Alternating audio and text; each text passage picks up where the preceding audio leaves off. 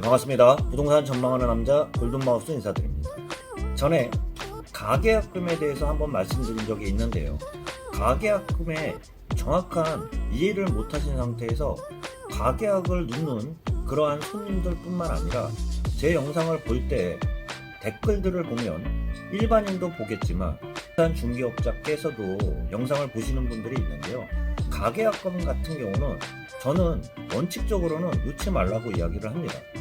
단지 가계약금은 도대체 어떤 것일까요? 봤을 때 워낙 경쟁들이 치열하다 보니까 통상적으로 가계약금이라는 것은 존재를 하지 않습니다. 그런데 가계약금이 왜 생겼을까요? 그 이유는 경쟁들이 치열하다 보니까 중개업소마다 그 물건을 뺏기지 않기 위해서 일부 조율을 제대로 하지도 않은 상태에서 가계약금을 걸고 본계약에서 세부적인 그 사항을 논의를 하는 그러한 우선순위를 준다고도 할 수 있는데, 저는 잠깐 말씀드린 것처럼 계약이 안 됐을지언정 임차인이든 매수인이든 가계약금 같은 경우는 넣지 말라고도 얘기를 드리지만, 일부 부동산 중개업소에서 가계약금을 활용해서 그 물건을 선점하는 경우들이 있다고도 이야기할 수 있습니다. 단지 가계약금에 대한 위험성에서도 말씀드린 것처럼 본계약을 하면서도 깨지는 경우가 많이 있습니다. 또한 여러 가지 조율이 안 돼가지고 계약서를 쓰고 나서도 송금 안 하는 경우들도 있고요. 계약을 하면서도 일어나는 경우들이 있었는데요. 가계약금을 받았지만 세부적으로 논의가 안 됐기 때문에 순탄하게 본계약까지 치러진다고 한다 그러면 가계약금이 신의 한 수도 될 수 있지만 거꾸로 그 큰 패착이 될 수 있는 게 가계약금이라는 그러한 그 생각을 가지셔야지 된다는 말씀 좀 들어볼 수 있습니다.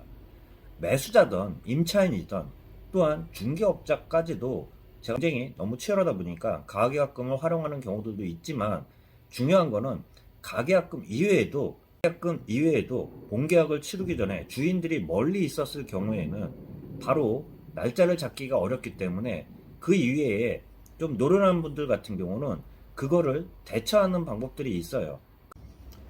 일부 경험들이 많은 분들이나 또한 오래된 중개업소 같은 경우는 가계약금의 형식을 취하는 게 아니라요, 본계약과 같은 그러한 형식을 취하면서 바로 오지 못하는 분들한테 계약을 계속 기다릴 수는 없기 때문에 그러한 본계약과 같은 형식을 취하면서요, 나중에 세부적으로 정해야 될 거를 본계약과 같은 형식을 취하면서 세부적으로 본계약서를 작성을 하고요.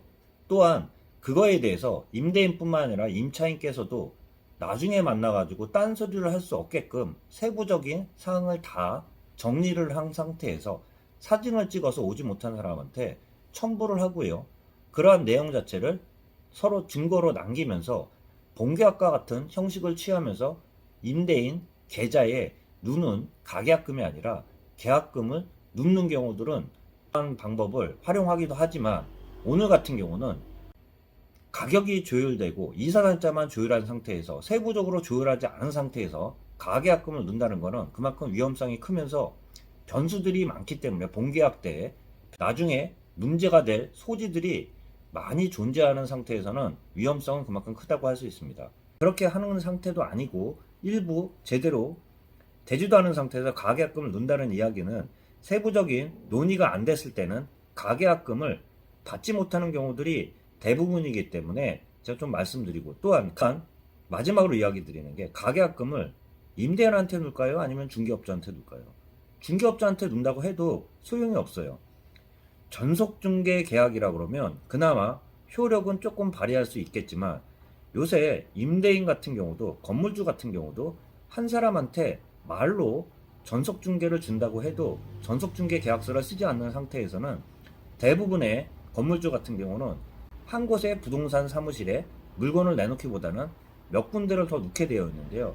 빠른 사람한테 계약을 하게 돼요. 그렇게 하다 보니까 빨리 선점을 하기 위해서 가계약금들이 선행한다는 그러한 일부 부동산 시장에서 나오는 게 가계약금이지만, 저는 마지막으로 이야기 드리는 게 가계약금 같은 경우도요, 임대인한테 줘야지 효과가 있으면서 나중에 본계약 때 잘 치러진다 그러면 그나마 무탈하게 넘어가겠지만, 그 이외에 변수들이 많기 때문에 상가라는 말씀과 함께 중개업자한테 전속 중개를 받지도 않은 중개업자한테 가계약금을 맡긴다는 이야기는 그 임대인한테 구속력에 대해서는 전혀 없는 상태에서 중개업소한테 가계약금을 둔다는 건 아무 의미 없다는 말씀 좀 드려보면서 오늘은 가계약금이 생긴 이유와 또한 활용 방법과 또한 위험성에 대해서 말씀드렸는데요. 참고하시길 바라면서 영상 마치도록 하겠습니다. 골든마우스였습니다.